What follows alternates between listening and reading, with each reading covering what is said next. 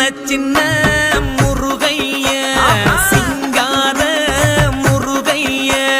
சின்ன முருகைய சிங்கார முருகைய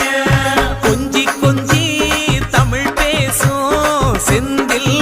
வடிவேலனவ கொஞ்சி கொஞ்சி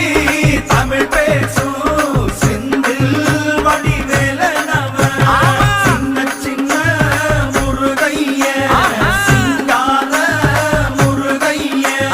கொஞ்சி கொஞ்சி தமிழ் பேசும் செந்தில் வடிவேலனவ சுப்பிரமணிய சாமி என்பார், கார்த்திகேயன் என்பார்,